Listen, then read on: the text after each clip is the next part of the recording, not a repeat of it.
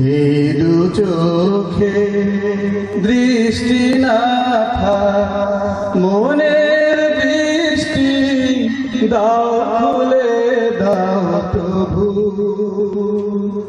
তোমায়। আলহামদুলিল্লাহ, ঐতিহ্যবাহী জামিয়া মোহাম্মদিয়া খাজুরিয়া মাদ্রাসা সেনবাগ নোয়াখালী কর্তৃক আয়োজিত আজকের বার্ষিক আজিমুশান ওয়াজ মাহফিলের চলমান অধিবেশনে উপস্থিত হযরত বুজুর্গ উলামায়ে কেরাম, মুরব্বিয়ানে আযম, পর্দার অন্তরালে অবস্থানরত আমার অত্যন্ত সম্মানিতা শ্রদ্ধেয়া মা বোনেরা, বিশেষ করে আগামী দিনের জাতির অহংকার, জাতির কর্ণধার, জাতির ভবিষ্যৎ, আমার প্রাণের চেয়েও আপন ছাত্র, তরুণ, যুবক বন্ধুগণ, আলোচনার শুরুতেই মহান মুনিবের দরবারে লাখো কোটি শুকর আদায় করছি, যিনি অত্যন্ত দয়া করে, মায়া করে, মোহাব্বত করে, ভালোবেসে রহমতি বরকতি আজকের মোবারক জান্নাতের টুকরা বাগানে যে আল্লাহ আমাদের সকলকে আসার বসার, আমাকে কিছু কথা বলার এবং আপনাদেরকে শোনার যে আল্লাহ তৌফিক দান করেছেন, মন খুলে অন্তর ভরে আবেগ জড়িত কণ্ঠে মাওলার দরবারে কালিমাতুশ শুকুর আদায় করি। সকলে একটু জোরে পড়ি আলহামদুলিল্লাহ। আমার বন্ধুগণ, আমি ভালো করেই জানি যে নোয়াখালীতে অনেক উলামায়ে কেরামের জন্ম হয়েছে, অনেক বুজুর্গ উলামায়ে কেরামই বৃহত্তর নোয়াখালীতেই জন্ম নিয়েছেন। এখানে আশিকে রাসূলের এলাকা, মুহাক্কিক মুদাক্কিক উলামায়ে কেরামের জন্মস্থান, যাদেরকে নিয়ে বাংলাদেশ গর্ব করে, এমন মানুষের জন্মস্থান নোয়াখালী। আপনাদের আওয়াজে মনে হইতেছে এই নোয়াখালী আর এখনকার নোয়াখালী সেম না। আওয়াজে তো মনে হইতেছে আপনারা সবাই মইরা গেছেন গা, নাইলে আবার পুরুষ না মহিলা এই চিন্তা আমার ভিতরে আসে। আমার সামনে যারা বসছেন পুরুষ মানুষের আওয়াজ তুমি ছোট হওয়ার কথা না। তাই সকলে মিলে আবেগ জড়িত কণ্ঠে আকাশ বাতাস মুখরিত করে প্রাণ কুলে মাওলার দরবারে কালিমাতুশ শুকুর আদায় করি। সকলে জোরে পড়ি আলহামদুলিল্লাহ। আমার ভাইরা, আমার বন্ধুগণ, আমি কোরআনে কারীম থেকে যেই আয়াতে কারীমা আপনাদের সামনে তিলাওয়াত করেছি, সেই তেলাওয়াতের ধারাই আপনারা বুঝতে পেরেছেন আলোচ্য বিষয়টা কি হবে। আজকে এই পৃথিবীতে নিজেকে মুসলমান বলে দাবি করি, এই পৃথিবীতে যারা নিজেকে মুসলমান বলে দাবি করে, এই পৃথিবীতে যারা নিজেকে মুমিন মুসলমান বলে দাবি করে, রুশ ভারতের দালালি করে, কোরআনের বিপক্ষে অবস্থান করে, উলামায়ে কেরামের রক্ত নিয়ে রাজনীতি করে, ওদের মতো মুনাফিক বাংলার জমিনে হতে পারে না। জোরে কোনটা খেনা।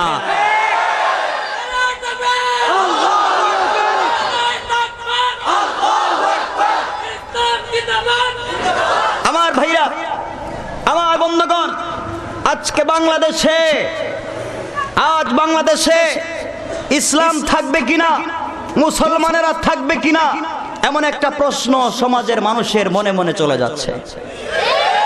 জোরে কোন, আরো জোরে কোন। আমার মুসলমান ভাইরা, যারা কোরআন নিয়ে রাজনীতি করতে চায়, যারা উলামায়ে কেরামের রক্ত নিয়ে রাজনীতি করতে চায়, ওদেরকে নোয়াখালীর মুসলমানেরা জুতা পেটা করে সমাজ থেকে উঠে ছাড়বে। জোরে কোনটা খেনা।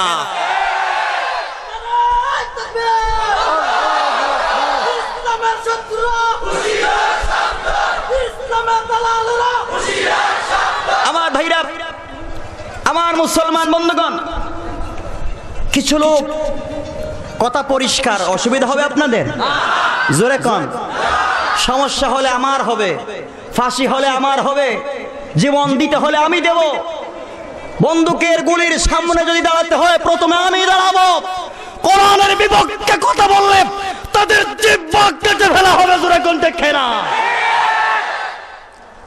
আজ যারা কোরআনের বিপক্ষে অবস্থান করে সমাজকে বিছিয়ে তুলেছে, আমার ভাইরা, আমার মুসলমান বন্ধুগণ, আমাদের পরিষ্কার কথা, আমাদের অন্তরে আছে দরদ, ভালোবাসা। আমরা সবাইকে নিয়ে যেই জান্নাতে ছিলাম সেখানে যেতে চাই। আমার ভাইরা, আমার মুসলমান বন্ধুগণ, আমরা সকলেই জানি কিছুদিন পূর্বে এই মাসেরই শুরুতে, আমাদের এই আগের মাসের ইংরেজি মাসের শেষ দিকে ব্রাহ্মণবাড়িয়ার নাসিরনগরে একজন হিন্দু যুবক বাইতুল্লাহর ছাদের উপরে মূর্তির ছবি দিয়ে অনলাইনে পোস্ট করেছে। জোরে কোন, আরো জোরে কোন। আমার ভাইরা, যে ব্যক্তি ওই কাজ করেছে, কারা কারা তার ফাঁসি চান হাত উঠে দেখা দে। আমার মুসলমান ভাইরা, আমার মুসলমান বন্ধুগণ, যারা কাবাগর নিয়ে রাজনীতি করতে চান তারা অনতি বিলম্বে বাংলাদেশে যদি থাকতে হয় মুসলমানদের পা ধরে ক্ষমা চাইতে হবে। জোরে কণ্ঠে খেনা। আমার ভাইরা, আমার বন্ধুগণ, আজকে ওরা সমাজটাকে বিছিয়ে তুলেছে। আমরা মুসলমান হিসাবে পৃথিবীতে বাঁচব, রাসূলকে বড় ভালোবেসেছি, দেখি নাই, না দেখে কালিমা পড়েছি, ইন্তেকাল করলে রাসূলের নিজ হাতে হাউজে কাউসার পান করে জান্নাতে যেতে চাই। সেই রাসূলের চরিত্রের বিরুদ্ধে কথা বললে বাংলাদেশে আইন হয় না।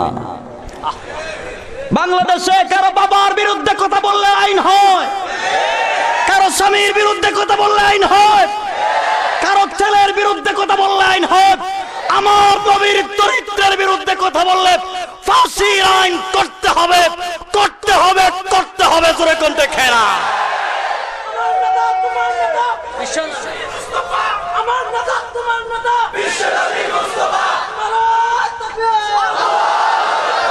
আমার ভাইরা, আপনাদের অসুবিধা হচ্ছে? কথা লক্ষ্য করেন। আমরাও মানুষ, আমাদের শরীরে গোশত আছে, রক্ত আছে। যারা আজ কোরআনের বিরুদ্ধে অবস্থান নিয়েছে, মাদ্রাসা মসজিদের বিরুদ্ধে অবস্থান নিয়েছে, ওলামায়ে কেরামকে বিভক্ত করে রেখে দিয়েছে, তারা বুঝে না এই দেশের মুসলমানেরা ঐক্যবদ্ধ হয়ে যদি তুতু নিক্ষেপ করে তুতুর সামনে ওরা বেসে যাবে। জোরে কণ্ঠে খেনা। আমার ভাইরা, আমাদেরকে চিনতে হবে আমরা যে মুসলমান ছিলাম, এখন আছি কি না। নামাজ পড়লে, রোজা রাখলে, হজ করলে, যাকাত দিলে, পাক না পাক, ওযু গোসল, জায়েজ না জায়েজ, হালাল হারাম জানলে বুঝলেই কি মুসলমান হওয়া যায় না? আরো কিছু কাজ আছে, ওইটা আমাদেরকে জানতে হবে। আমার ভাইরা, তরবারি ছেড়ে দিয়ে জিহাদের ময়দান থেকে চলে এসে তাসবিহ হাতে নিয়ে জান্নাতে যাওয়া যাবে না। জোরে কোন, জোরে কোন। আমার নবী দান শহীদ করেছেন, মাথায় কলম প্রবিষ্ট করেছেন, লক্ষ লক্ষ সাহাবীরা জীবন দিয়েছে। আমরাও যদি কোরআন রক্ষার জন্য 100 কোটি গুলি খেতে হয়, মুখ পেটে গুলি খেতে পারি, কোরআনের বিরুদ্ধে কথা বললে মেনে নিতে পারি না, পারি না, পারি না। জোরে কোনটা খেলা। আমার ভাইরা, সুতরাং বাংলাদেশ মুসলমানদের দেশ, আলিম উলামার দেশ, পীর বুজুর্গের দেশ, ওলি আবদালের দেশ, গৌস কুতুবের দেশ, মাদ্রাসা মসজিদের দেশ। ওই দেশের ভিতরে কোরআন থাকবে, হাদিস থাকবে, যারা বলেছে তারা থাকবে না। জোরে কণ্ঠে খেনা। আমার ভাইরা, আমার বন্ধুগণ, কিছুদিন আগে এক ব্যক্তি মারা গেল। সে ছিল কবি বাংলাদেশের। উনি কবিতা লিখতো, হে কাক, ফজরের সময় একটু জুড়ে কাকা কো, যেন আমার কানে মুয়াজ্জিনের আজান না আসে। আরো আস্তে কন, আরো জোরে কন। তার দাদা মুসলমান হতে পারে, তার বাবা মুসলমান হতে পারে, ওই কথার দ্বারা সে কাফের, কাফের, কাফের। জোরে কোনটা খেলা আমার ভাইরা। এরপরে কিছুদিন আগে আরেকজন ব্যক্তি বলেছে যে আমরা সময় সুযোগ পেলে রাষ্ট্রধর্ম ইসলামকে বাতিল করব। তোমার বাবার শক্তি থাকলে বাতিল করো। জোরে কোন আমার মুসলমান ভাইরা, কোরআন রক্ষার জন্য যদি ডাক আসে, রাজপথে রক্ত বিলিয়ে দিতে কারা কারা রাজি আছেন জীবন দেওয়ার জন্য? হাত উঠে।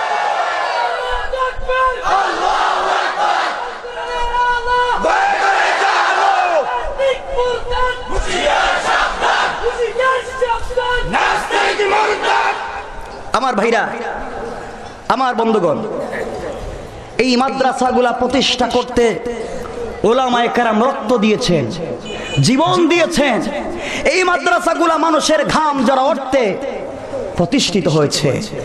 আজকে সেই মাদ্রাসাগুলায় জঙ্গি খুঁজবে তুমি, জঙ্গি তো তোমরাই তৈরি করেছো, তোমরা তৈরি করেছো। আজ যে ইউনিভার্সিটিগুলার ফুলের টবে যেখানে ফুল গাছ লাগানোর কথা ছিল, সেখানে ওরা লাগায় রাখছে গাঞ্জার গাছ, গাঁজা। বুঝতে পারেন নাই? ফুল লাগাইবো, ফুলের গাছ লাগাইছে গাঁজার গাছ। তাহলে এখানে শিক্ষাটা ভালো হচ্ছে না? ওরা অস্ত্র নিয়ে মারামারি করে, 100 ছাত্রীকে দর্শন করে, দর্শন সেঞ্চুরিতে সেলিব্রেট করার জন্য বন্ধু মহলে মিষ্টি বিতরণ করে। ওদের মতো বেহায়া নির্লজ্জ আর হতে পারে না। জোরে কণ্ঠে খেনা। সন্ত্রাসের কারণে, অস্ত্রবাজির কারণে কোন প্রতিষ্ঠান যদি বন্ধ করতে হয়, সর্বপ্রথম বাংলাদেশের ইউনিভার্সিটি বন্ধ করে দেওয়া দরকার। এগুলোই সন্ত্রাস হচ্ছে। মাদ্রাসাওয়ালারা সন্ত্রাসী করে না। মাদ্রাসাওয়ালারা 24টা ঘন্টায় উম্মতের দরদ নিয়ে কান্দে। যেরকম ঠিক না আমার ভাইরা, আমার বন্ধুগণ, আমার মন বলতেছে বিশ্বনবী রাহমাতুল্লিল আলামিন এই পৃথিবীতে আর আসবেন না, সাহাবায়ে কেরাম আসবেন না, তাবেঈন, তবে তাবেঈন, আইম্মা মুজতাহিদিন, সালফে সালেহিন, আকাবিরে দ্বীন, উলামা মুতাকাদ্দিমিন, মুতাআখিরিন, আসফিয়ায়ে কেরাম একের পর এক আসতেছেন, চলে যাচ্ছেন, কেউ থাকবেন না। এই পৃথিবীতে এমন কিছু করে যেতে হবে কিয়ামত পর্যন্ত যেন মানুষ স্মরণ করে রাখে। এটাই করার জন্য আমরা কোরআন রক্ষার আন্দোলন করব। আমার ভাইরা, আমার বন্ধুগণ, কথা পরিষ্কার। আজকে যত দল ইসলামের বিরুদ্ধাচরণ করতেছে, এর মধ্যে একটা দলের নাম আহলে হাদিস। জোরে কোন। বুঝার তাকে সরাসরি আমার সাথে আসবেন, ওখানে পাইবেন। যতক্ষণ আছি, চলে গেলে ফোন নাম্বার রাখবেন, ফোন দিবেন সিলেটে আছি। শুক্রবারে ঢাকা আসলে ঐতিহাসিক মসজিদে পেয়ে যাবেন, জুমা পড়াই।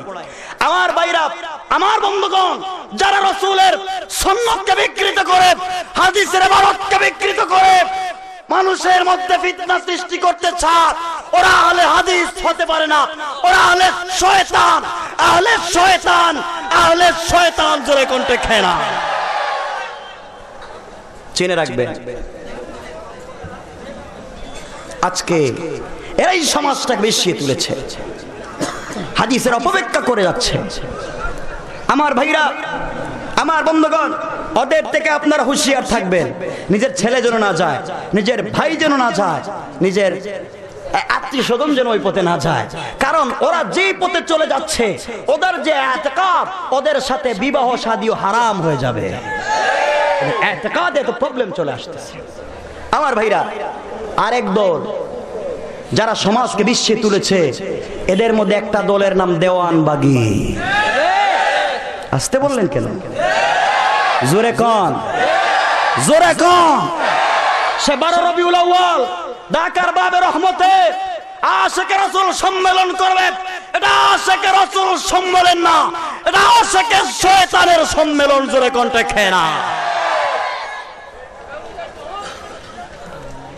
ওরা, আমি হয়তো বলেছি, আমার স্মরণে নাই, সে একটা বই লিখেছে, আল্লাহ কোন পথে। ওই বইয়ে লিখেছে একদিন ঘুমে স্বপ্নে দেখে সে জান্নাতি বাগানের ভিতর দিয়ে হাঁটতেছে, পিশাব লিখতেছে। আর আমার নবী, বিশ্ব নবী,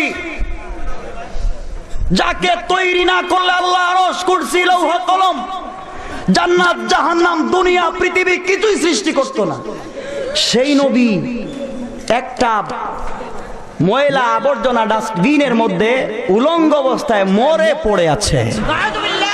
জোরে কোন? যার অন্তরে ন্যূনতম ঈমান আছে সে ওই কথা বিশ্বাস করতে পারে না।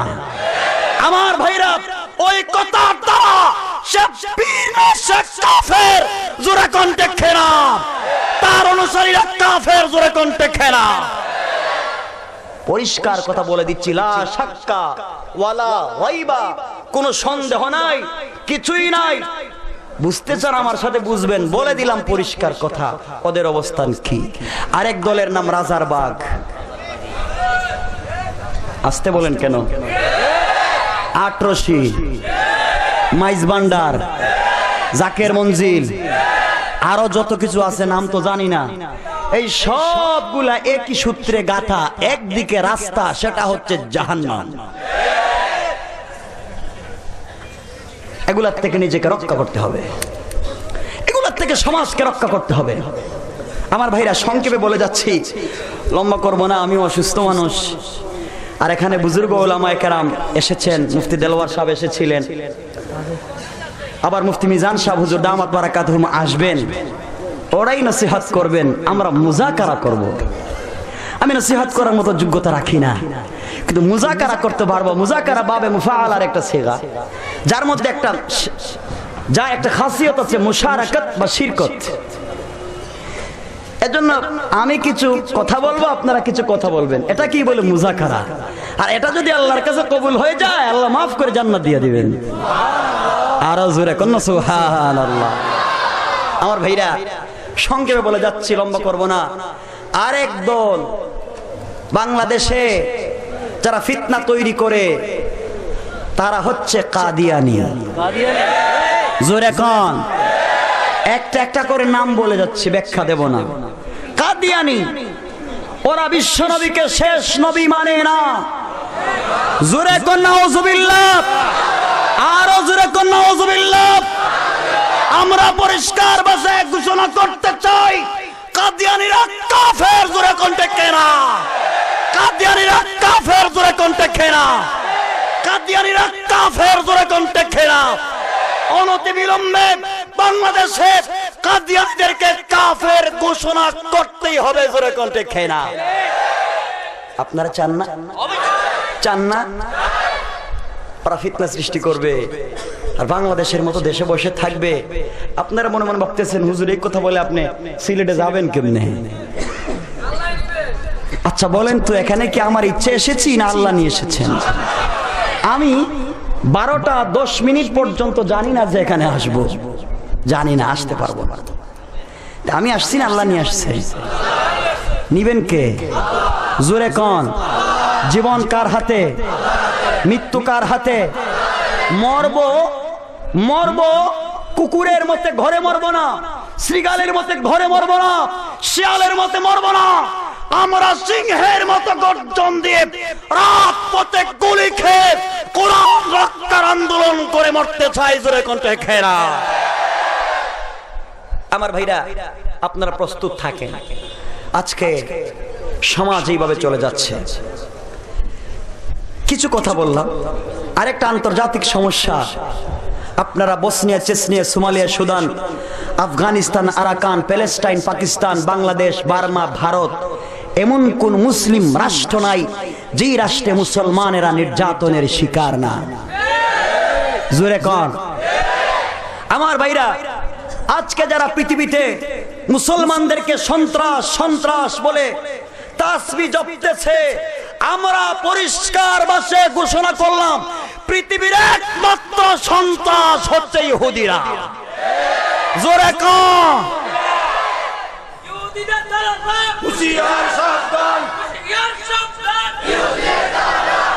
আমার ভাইরা, আমার বন্ধুগণ, বাংলাদেশে ইহুদিরা আছে কম, কিন্তু ওদের টাকার গোলামের অভাব নাই। জোরে কন।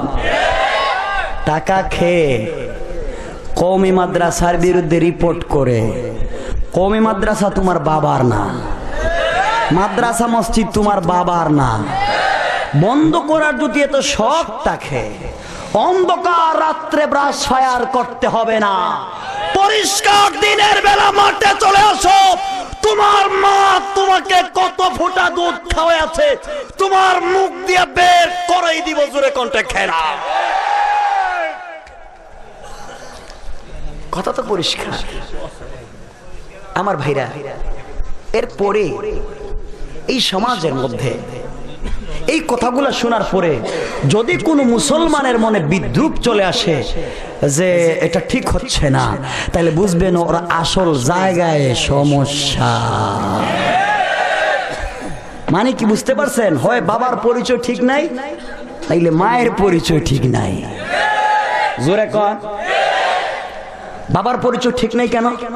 তার মা একদিন কলেজে ছিল, রাত্রি যাপন করেছে কলেজের হোটেলে, একদিন ইউনিভার্সিটির হোস্টেলে, একদিন টার্মিনালে, একদিন রেল স্টেশনে, একদিন প্রাইভেট হোটেলে। এই সমস্ত করে করে যারা সন্তান জন্ম দিয়েছে ওরা জানে না তার বাবার পরিচয়। জোরে কোন ঠিক কিনা? আর এই যারা বাবার পরিচয় জানে না, ওই যারা সন্তান ছাড়া চরিত্রের বিরুদ্ধে কথা বলতে পারে না। তাহলে পরিষ্কার হয়ে গেল, যারা রাসূলের চরিত্রের বিরুদ্ধে কথা বলবে তার হালাল জাদা না হারাম জাদা? জোরে কোন।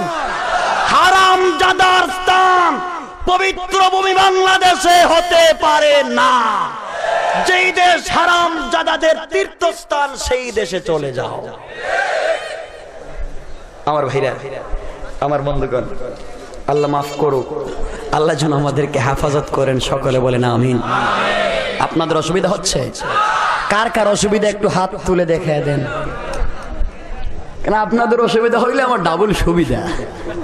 তাড়াতাড়ি চলে গেলেন গা। বুঝতে পারছেন আমার ভাইরা, আমার বন্ধুগণ? আজকে ওলামায়ে কেরামকে জেল জুলুমের ভয় দেখানো হয়, আর এটা আমাদের সুন্নত রাসূলের। যেরকম ঠিক না? জেল জুলুম রাসূলের সুন্নত, ফাঁসি আকাবির ও আসলাফের সুন্নত। আমার মুসলমান ভাইরা, আমার মুসলমান বন্ধুগণ, আমরা ওগুলাকে বড় ভালোবাসি। আমার ভাইরা, জেল জুলুমের ফাঁসির ভয় দেখে ওলামায়ে কেরামকে টাকার লোভ দেখে বিপদগামী করা যাবে না। এই দিন শেষ দিন না, আরো দিন আছে। তোমাদেরকে লাইট জ্বালিয়ে বাংলাদেশে খুঁজে পাওয়া যাবে না। আছে না নাই? এই দিন আছে না নাই? আপনারা থাইকেন এই দিনের অপেক্ষায়। আসুন আল্লাহ রব্বুল ইজ্জত ওয়াল জালাল আলোচ্য আয়াতের ভিতরে আমাদেরকে কি বলতে চান।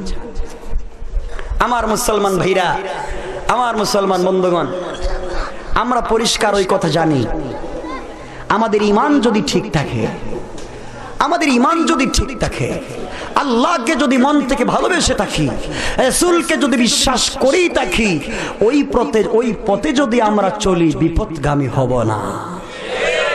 আমার ভাইরা, আমি আজকের আলোচনায় দুটি সুন্নতের কথাই বলবো।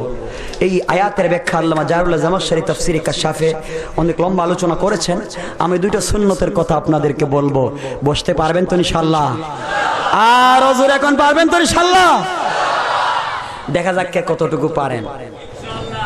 আমার ভাইরা, আমার মুসলমান বন্ধুগণ, আমরা কাদেরকে অনুসরণ করি, কাদের পথে চলি, কার কথা মানবো, কাদের ঈমানের মতো আমাদের ঈমান হওয়া চাই, সেই কথা দ্বারাই আলোচ্য আয়াতের আলোচনা শুরু করতে গেলাম।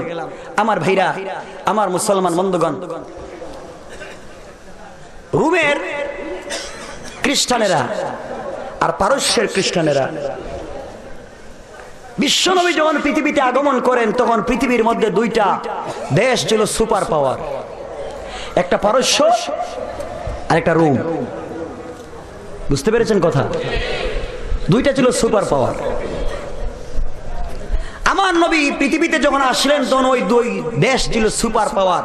বর্তমানে আমেরিকা যেমন পৃথিবীর সুপার পাওয়ার, ঠিক না কথা? ঠিক না কথা? একজন কিছু বলবেন, একজন ফাঁস করলে আরেকজন ফেল করলে আমাদের কলিজায় দূরে যায়। সবটাই কিন্তু এক জাত। কথা বুঝেন নাই আমার ভাইরা? তো বিশ্বনবী রাহমাতুল লিল আলামিনের জামানায় যদি কোনো যুদ্ধ হইতো পারস্য এবং রোমের মধ্যে, তো মুসলমান মক্কার মুসলমানেরা পারস্যের পক্ষ নিত, আর মক্কার মূর্তি পূজকেরা মুসলমানেরা রোমের পক্ষ নিত, আর মক্কার মূর্তি পূজকেরা পারস্যের পক্ষ নিত। এইভাবে চলতে থাকলো। এখন প্রশ্ন হচ্ছে যে মুসলমানেরা রোমের পক্ষ নেয় কেন, আর মূর্তি পূজকেরা পারস্যের পক্ষ নেয় কেন? মুসলমানেরা পক্ষ নেয়ার কারণ হচ্ছে রোমের খ্রিস্টানেরা ওরাও ছিল ওই ধরনের কাফের যে তারা এক আল্লাহকে বিশ্বাস করত, কিন্তু সাথে সাথে দেবতাগুলাকে মাধ্যম মনে করত। তারা আখিরাতকে বিশ্বাস করে, কিয়ামত আছে এটা মানে, পরকালীন জীবন আছে এটা মানে। এই কয়েকটা বিষয় মিল থাকার কারণে মুসলমানেরা রোমের পক্ষ নিত। আর পারস্যর কাফেরেরা ওরা অগ্নির পূজা করত, আর মক্কার কাফেরেরা মূর্তির পূজা করত। এই পূজায় পূজায় ওদের মিল ছিল, এই জন্য মক্কার মূর্তি পূজকেরা পারস্যের কাফেরদের অনুসরণ করত, পক্ষ অবলম্বন করত। এক পর্যায়ে দুই দেশের মধ্যে যুদ্ধ লেগে গেল। এই যুদ্ধে পারস্য বিজয় লাভ করলো, রোম পরাজয় বরণ করলো। পরাজয় বরণ করার পরে একদিন হযরত আবু বকর সিদ্দিক রাদিয়াল্লাহু তাআলা আনহু সামাজিক একটা কাজে মক্কার মূর্তি পূজকদের একটা বৈঠকে উপস্থিত হলেন। ওই জায়গায় উতবা ছিল। সবাই মিলে আবু বকরকে বলতে লাগলো, আবু বকর, তোমরা যাদের পক্ষ নিয়েছো তারা পরাজয় বরণ করেছে, কিয়ামত পর্যন্ত ওরাই পরাজিত থাকবে। আমরা যে পারস্যের পক্ষ নিয়েছিলাম তারা বিজয় লাভ করেছে, আজীবন বিজয় লাভ করবে। আগামীতে তোমাদের সঙ্গে আমাদেরও যুদ্ধ হবে, সেই যুদ্ধে তোমরা মুসলমানরা পরাজয় লাভ করবে, আমরা বিজয় লাভ করব। আবু বকরের এই কথাটা অন্তরে লাগলো, আরে তাদের সঙ্গে কি আমাদের যুদ্ধ হবে? সেই যুদ্ধে আমরা পরাজয় বরণ করব আর তারা বিজয় লাভ করবে। যাই বিশ্ব নবীর দরবারে চলে যায়, আমার নবীর কাছে গিয়ে বলে দেখি রাসূলের কাছে কোনো সমাধান আছে কিনা।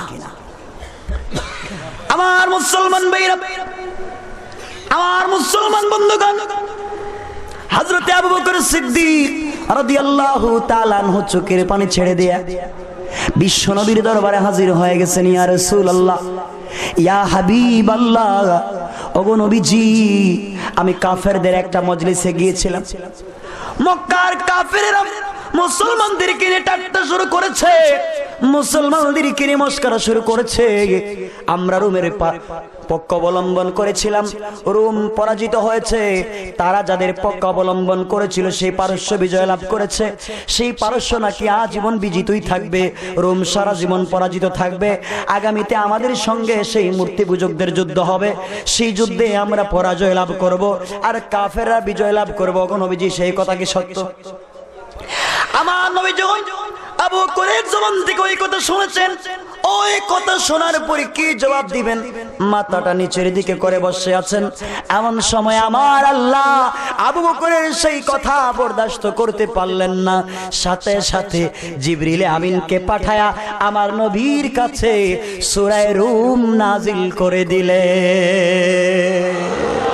নবীকে জানাই দিল, নবীজি চিন্তার কোনো কারণ নাই, আমি আল্লাহ ঘোষণা করে দিলাম, আলিফ লাম মিম গুলিবাতির রূম ওয়া হুম মিন বা'দি গালাবিহিম সায়াগলিবুন ফি বিদ'i সিনিন।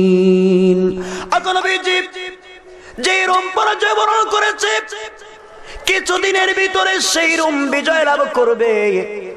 যেই পারস্য বিজয় লাভ করেছে সেই পারস্য কিছুদিনের ভিতরে পরাজয় বরণ করবে।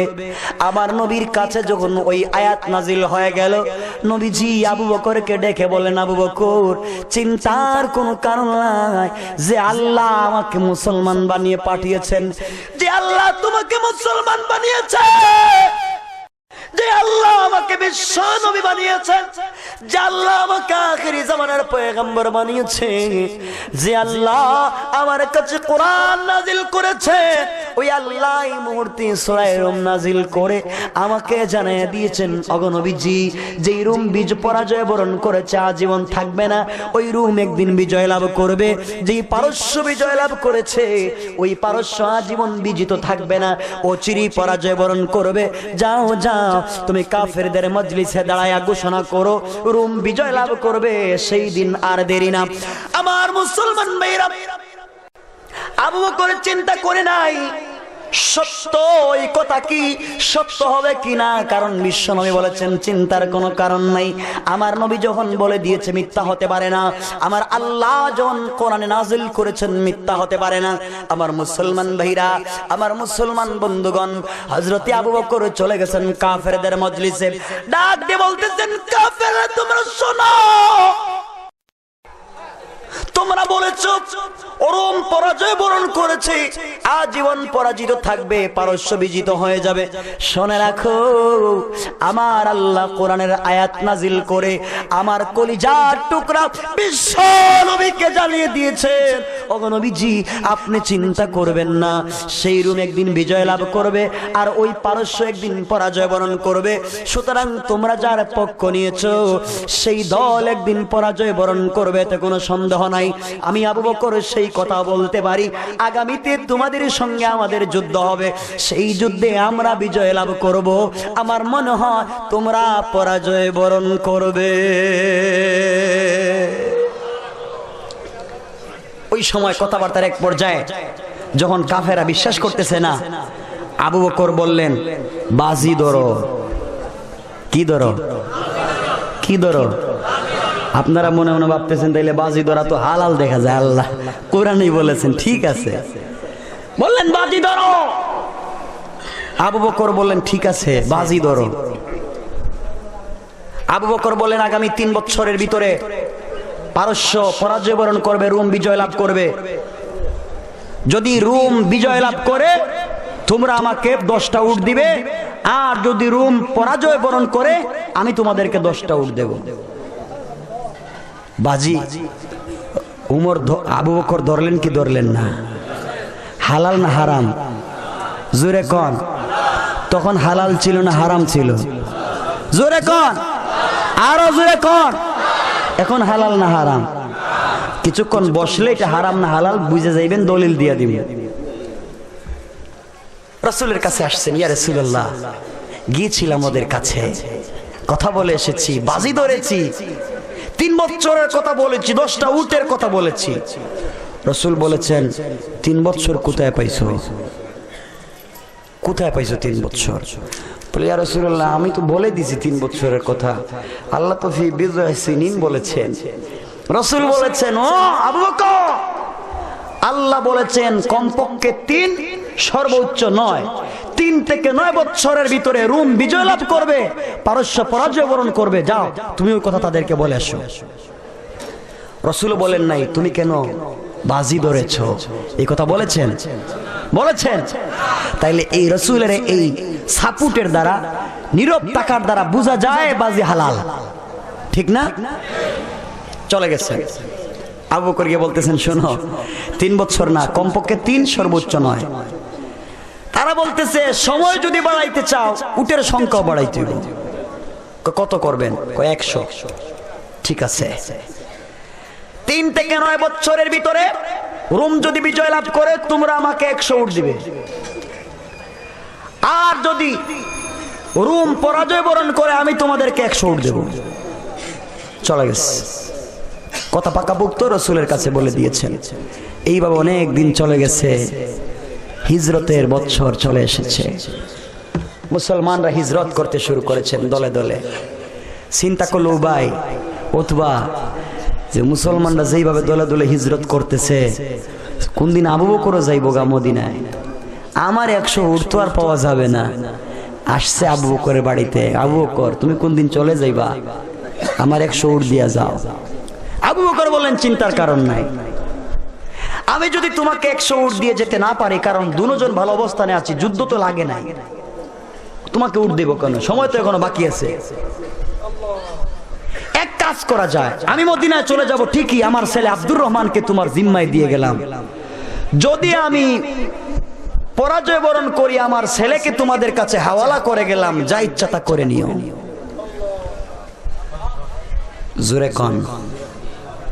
জোরে কন সুবহানাল্লাহ। নিজের সন্তানকে দিয়ে যাচ্ছেন কোন ঈমানে? কি ছিল তাদের ঈমান?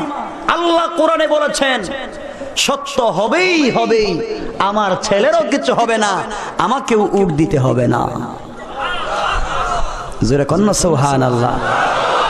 আর আমাদের ঈমান হইল যে হুজুর আপনি যদি 2টা কথা আহলে হাদিসের পক্ষে, দেওয়ানবাগির পক্ষে, আর আমার ছেলে আর বাবার পক্ষে 2টা কথা বলতে পারেন, গুলশানে 2 ডিসিমেল 2 শতক জায়গা আপনারে দিমু, 1 শতকের দাম 1 কোটি, 2 শতকের দাম 2 কোটি।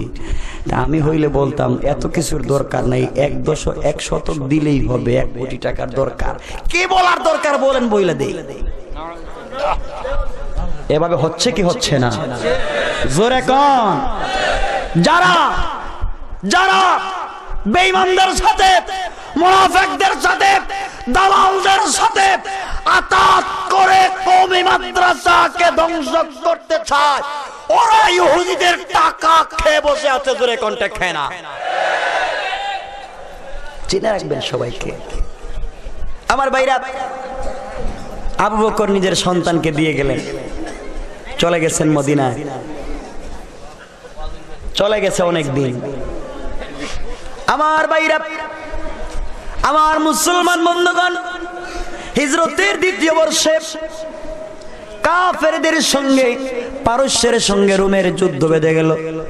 সেই যুদ্ধে রোম বিজয় লাভ করলো, পারস্য পরাজয় বরণ করলো। বছরে মুসলমানদের সাথে মক্কার মূর্তি পূজকদের যুদ্ধ বদরের ময়দানে হয়ে গেল। সেই যুদ্ধে মুসলমানরা বদরের মাঠে পরাজয় লাভ করলো। সুবহানাল্লাহ, আল্লাহ সুবহান। মুসলমানরা পরাজয় বরণ করছে, সুবহানাল্লাহ।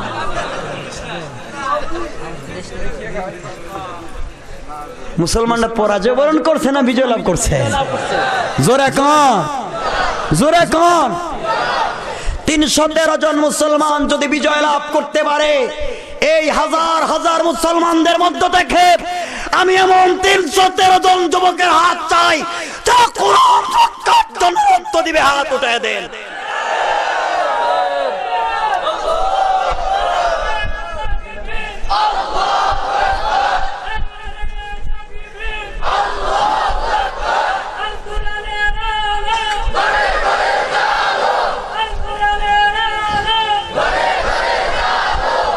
আমার মুসলমান ভাইরা,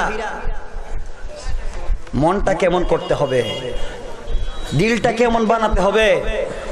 একদিন তো আমাকে মরতে হবে। তো সাহাবায়ে কেরাম জীবন দিয়েছেন, আমিও দেব। ইমামে আজম জীবন দিয়েছেন, আমিও দেব। ইমাম আহমদ ইবনে হাম্বল জীবন দিয়েছে, আমিও দেব। হুসাইন আহমদ মাদানির উত্তরসূরিরা দিয়েছে, আমরাও দেব। ৭৭ উলামায়ে কেরাম রক্ত দিয়েছে, আবার দেবে। এরপরে বাংলাদেশে কোরআনের বিরুদ্ধে কোন আইন করতে দেয়া যায় না, যায় না, যায় না। জোরে কোন টেকে না? আমার ভাইরা, আপনাদেরও কোনো তাল নাই, আমি বুঝতেছি তো, আপনাদেরও তাল মাল সব ঠিক নষ্ট হয়ে গেছে।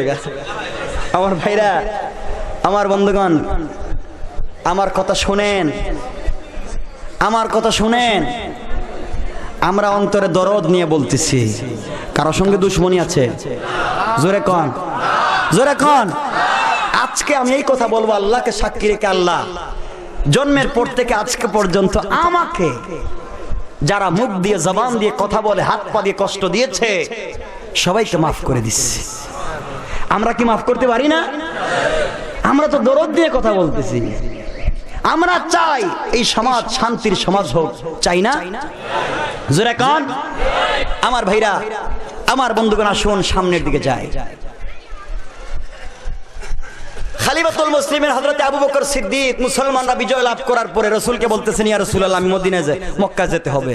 বলে কি জন্য মক্কা যাইবা?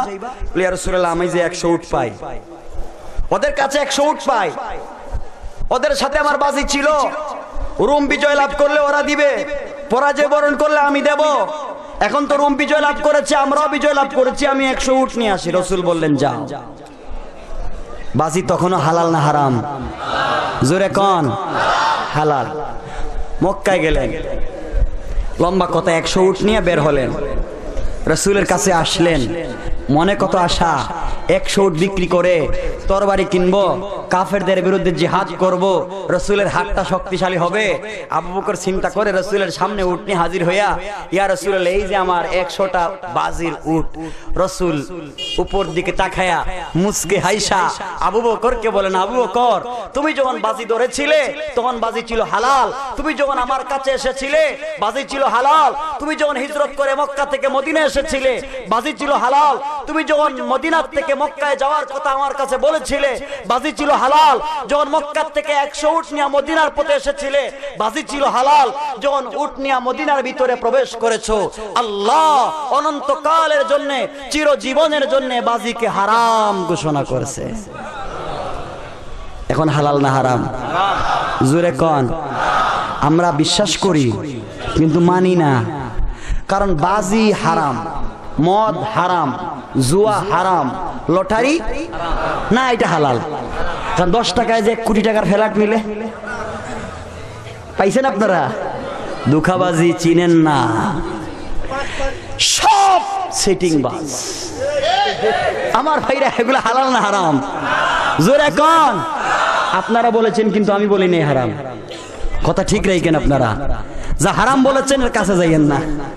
আমার ওয়াজের একটাই কথা থাকবে, আল্লাহর কাছে যদি হাত উঠাইলে দোয়া কবুল করাইতেই চান, এই জবানটাকে হালাল করে, হারাম খাওয়া যাবে না। পারবেন তো ইনশাআল্লাহ? পারবেন তো ইনশাআল্লাহ? আমার ভাই, এরপরে কি হলো? আমি ইমানের কথা বলবো, ইমানের মজবুতির কথা আলোচনা করব। এরপরে কি হলো? আমার মুসলমান ভাইরা, পারস্য বিজয় লাভ করে বিশ্বনবীর দরবারে চিঠি প্রেরণ করে দিল, যাও মুহাম্মদ ইবনে আব্দুল্লাহর কাছে মদিনা নিয়ে যাও, সে নাকি মদিনার বড় বাদশাহ। রাসূলের কাছে দূতের মাধ্যমে চিঠি প্রেরণ করে দিয়েছে, 2 জন গোয়েন্দা পাঠাইয়া দিয়েছে, যাও মুহাম্মদ কি বলে তার সাহাবীরা কি করে আমার কাছে রিপোর্ট করবা। আমার ভাইরা লক্ষ্য করেন, আজকাল ওয়াজের মাহফিলও গোয়েন্দা পাওয়া যায়। জোরে কোন? ওদেরকে যদি চিনতে পারেন, পায়ের জুতা খুলে 100 জুতার বাড়ি। জোরে কোন? টেকে না? আপনারা না পারেন আমাকে বলবেন, আমি এগুলো পারি। গোয়েন্দাগিরি করবেন, গোলামি করবেন তো তাফসীর মাহফিলে কেন? আজকাল কিছু লোক তাফসীর মাহফিলকে বন্ধ করতে চায়, ওয়াজ মাহফিলকে বন্ধ করতে চায়, কিন্তু ওরা যাত্রা গানে হাউজি বাম্পারে টাকা দেয়, পুলিশ প্রোডাকশন দেয়, যারা যাত্রা গানে টাকা দেয়, পুলিশ পাহারা দেয়, তাফসীর বন্ধ করতে চায়, ওরা ইহুদিদের টাকার গোলাম। জোরে কোন? টেকে না? চিনে রাখবেন, সবাইকে চিনে রাখবেন। আমার ভাইরা, আজকাল কোরআনের মাহফিলকে বন্ধ করতে চায়, শয়তান এই কথা শুনলে হাসে। বুঝেন নাই কথা? শয়তানও হাসে। আমার ভাইরা বলতেছিলাম, পারস্য চিঠি প্রেরণ করেছে রাসূলের কাছে, 2 জন দূত পাঠাইয়া দিয়েছে, 1 জন দূত, 2 জন গোয়েন্দা। রাসূলে মকবুল চিঠি খুলে দেখেন, লেখছে, মুহাম্মদ, আমার কথা লক্ষ্য করেন কি বলতেছে, তুমি নাকি মদিনার বাদশা, আমার মন চাইতেছে তোমার দেশটা আমি দখল করে নেই। তুমি না রুমের পক্ষ নিয়েছিলা, আমার মন চায় এখনই দখল করি, কিন্তু তোমাকে জানাইয়া দখল করার কথা বলতেছে, আমি আসতেছি তোমার দেশটা দখল কইরে নিব। এই চিঠিতে যা লিখেছে তা ভাষা কি সুলভ, শুভন ভাষা না অশুভন ভাষা? জোরে কোন? আজকাল কিছু লোক অশুভন ভাষায় উলামায়ে কেরামকে গালিগালাজ করে। কমুল্লারা এরা খাইছে, মুল্লারা খাইছে, খায় ওরা সাধারণ চৌকিদারের টেবিল থেকে প্রাইম মিনিস্টারের টেবিল পর্যন্ত দুর্নীতিতে ভরা, আর সব দোষ হুজুরদের। জোরে কোন, আর জোরে কোন, সব দোষ হুজুরদের দিবেন। আমার ভাইরা, বিশ্বনবীর চিঠিটা পেয়ে চোখ থেকে পানি ছেড়ে দিয়েছেন। আল্লাহ বলেন, বন্ধুরে, পৃথিবীর সব কিছুকে আমি বরদাস্ত করতে পারি। কেউ যদি আমি আল্লাহকে গালি দেয় আমি বরদাস্ত করতে পারি, কেউ যদি আমি আল্লাহর প্রতি তীর নিক্ষেপ করে আমি বরদাস্ত করতে পারি, কিন্তু আমার প্রিয় বন্ধুকে যদি কেউ মস্কারা করে গালি দেয় আমার বরদাস্ত হয় না। আমার ভাইরা, সেই নবীকে ব্যঙ্গ করা হয়, সেই নবীর চরিত্রের বিরুদ্ধে কথা বলা হয়। আমরা মুসলমান বলে যদি ঘরে বসে থাকি, এর মতো বেঈমানি আর হতে পারে না। আমার ভাইরা, বিশ্বনবী চোখ থেকে পানি ছেড়ে দিয়েছেন। সাহাবায়ে কেরাম বসা, ইয়া রাসূলুল্লাহ কি হয়েছে? যেই যে কথা, উমর তরবারিটা খুইলা কয় আমি যাইতেছি। চিন্তা কইরেন না, রাসূল বলেন আবু বকর উমর এইভাবে চলবে না, আমাকে কিছু করতে হবে। সে আমার দেশ দখল করার আগে চলো পরামর্শ করে আমরা গিয়ে তার দেশের সীমান্ত এলাকাটা দখল করে নেই। সুন্দর পরামর্শ হয়ে গেল। রাসূল সাহাবায়ে কেরামের কাছে হাত পাতাইলেন, কিছু তোমরা চাঁদা দাও, চাঁদা, তরবারি কিনবো, খানা পিনা লাগবে, যুদ্ধে যেতে হবে। এই যে মাদ্রাসা চলতে গেলে চাঁদা কালেকশন, এগুলো আমরা শুরু করছি না রাসূল করেছেন? আস্তে কোন না, আরো আস্তে কোন না, জোরে কইলে তো সমস্যা। যদি দেয়া লাগে দিলে তো আর আমারে দিবেন না, আমি তো নিব না কিছু। আমার ভাইরা, রাসূল হাত পাতায় বসলেন। গোয়েন্দা দুইজন দেখতেছে না, দেখতেছে না। সাহাবীরা যার যতটুকুন পারে সব নিয়ে যাচ্ছে রাসূলের দরবারে। এমন সময় ওমরও দিচ্ছে, আবু বকরও দিচ্ছে, ওসমান, আলী সবাই দিচ্ছে। রাসূল কাঁদতেছেন, এত বড় কথা বলে ফেললো, আমি কেমনে মোকাবেলা করব? আমার ভাইরা, এমন সময় একজন মহিলা কুলের একটা বাচ্চা নিয়ে রাসূলের দরবারে এসে হাজির হয়ে যাচ্ছে। সাহাবায়ে কেরামদেরকে বলতেছে, ঘুমটা দিয়া মহিলা, যে রাসূল কোথায় বসে আছেন আমাকে দেখায় দাও, আমি রাসূলের সাথে দুইটা কথা বলতে চাই। না সুবহানাল্লাহ বলবেন না, আরো জোরে কোন না সুবহানাল্লাহ। আমার মুসলমান ভাইরা, আমার মুসলমান বন্ধুগণ, একজন মহিলা বিশ্ব নবীর দরবারে এসে নবীজির সঙ্গে কথা বলার জন্য সাহাবায়ে কেরামের সাথে যখন কথা বলতে শুরু করেছে, ওমর ডাক দিয়ে বলেছেন, বোন রে, রাসূল সবার কাছে হাত পাতায়া বসছে, চাঁদা চায়, যুদ্ধে যাবে, তুমি এখন রাসূলের কাছে কি চাইবা? রাসূল কিছুই দিতে পারবে না। ওসমান ডাক দিয়ে বলতেছে, বোন রে,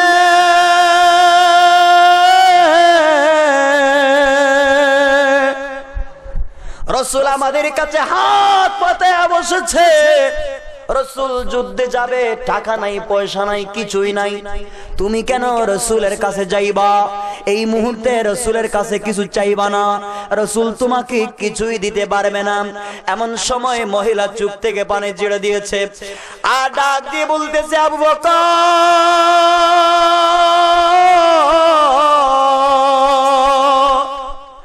আমি রাসূলের কাছে টাকা চাওয়ার জন্য যাই না, আমি রাসূলের কাছে ভিক্ষা চাওয়ার জন্য যাই না, আমি এসেছি আমার দয়ার নবী বিশ্ব নবীকে একটু সহযোগিতা করার জন্য। জোরে কন্না সুবহানাল্লাহ। আমি আমার নবীকে সহযোগিতা করার জন্য নবীজির সঙ্গে কথা বলতে চাই, তোমরা আমাকে বাধা দিবা না, তোমরা আমাকে সরাইয়া দিবা না, আমাকে আমার নবীর সামনে হাজির করে দাও।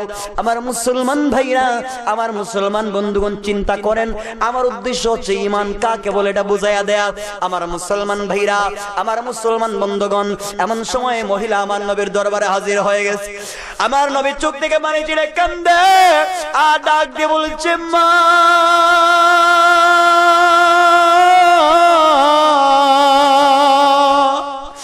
আমি রাসূল মানুষের কাছ কাছে হাত পাতায় দিয়েছি, জিহাদে যাব, টাকা নাই পয়সা নাই। এমন সময় তুমি আমার কাছে কি চাও? আমি তোমাকে কিছুই দিতে পারবো না, আমার কাছে টাকা নাই পয়সা নাই। মহিলা ডাক দিয়ে বলতেছে, ইয়া রাসূলুল্লাহ, ইয়া হাবিবাল্লাহ, ওগো নবীজি, আপনার কাছে কিছু চাওয়ার জন্য আসে নাই, আমি জিহাদে শরীক হওয়ার জন্য এসেছি। আমার নবী ডাক দিয়ে বললেন, বললে ও নোয়াখালীর মুসলমানেরা শুনে রাখো। এমন সময় আমার নবী ডাক দিয়ে বললেন, বললে কি সহযোগিতা করতে চাও? এমন কি সহযোগিতা করবে, কি সহযোগিতা করতে পারবে? আমার মুসলমান ভাইরা, মহিলা ডাক দিয়ে বলতেছে, ওগো নবীজি, ওগো বিশ্ব নবী, আমি আপনাকে এমন কোন সহযোগিতা করতে পারবো না। আমি আপনার দরবারে এসেছি, আমার স্বামী ছিলেন একজন আল্লাহওয়ালা মুসলমান সাহাবী। উনি যখন জিহাদের ময়দানে যাবেন, জিহাদের ময়দানে যাওয়ার সময় আমার পেটে ছিল আমার কোলের বাচ্চা। আমাকে জড়ায় ডাক দিয়ে বলেছেন, আদরের স্ত্রী রে,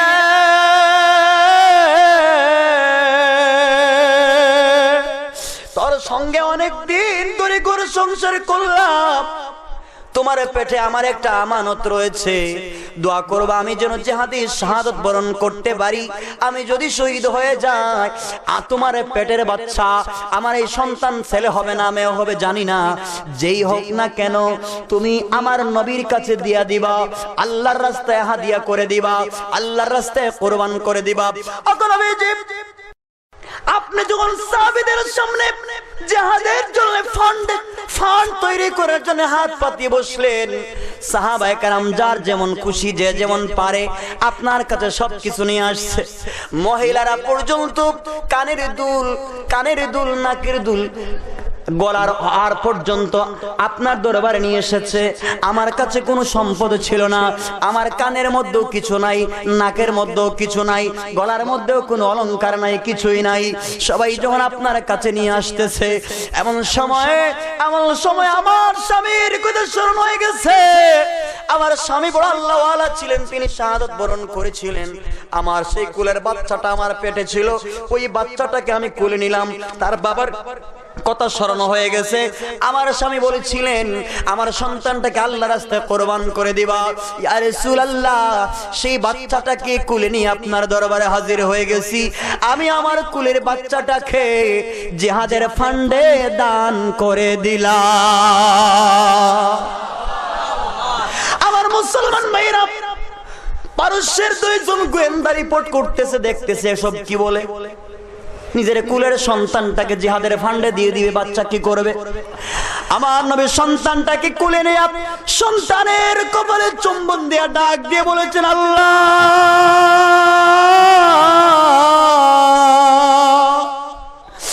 মুসলমানরা আমাকে এমন ভালোবাসে, আল্লাহ, আমি তাদের কোনো প্রতিদান দিতে পারলাম না। মারে সন্তান জিহাদে তরবারি ধরতে পারবে না, কাফেরদের মোকাবেলা করতে পারবে না, তীর নিক্ষেপ করতে পারবে না। ও মা, তুমি কেন বাচ্চাটাকে নিয়ে আসছো? সে তো কোনো কাজ করতে পারবে না। আমার মুসলমান ভাইরা, আমার মুসলমান বন্ধুগণ, এমন সময়ে মহিলা ডাক দিয়ে বলতে শুরু করেছে, ওগো নবীজি, আমি জানি আমার সন্তান তরবারি ধরতে পারবে না, আমার সন্তান জিহাদে কাফেরদের মোকাবেলা করতে পারবে না, কিন্তু আপনি তো এমন সেনাপতি না, আপনি এমন সেনা প্রধান না। যুদ্ধ হবে আমেরিকায়, যুদ্ধ হবে আফগানিস্তানে, আপনি বসে থাকবেন আমেরিকায়। যুদ্ধ হবে ইরাকে, আপনি বসে থাকবেন আমেরিকায়। যুদ্ধ হবে আরাকানে, আপনি বসে থাকবেন ইংল্যান্ডে। আপনি এমন তো নবী না, সাধারণ মুজাহিদদের সঙ্গে আপনিও জিহাদের ময়দানে যাবেন।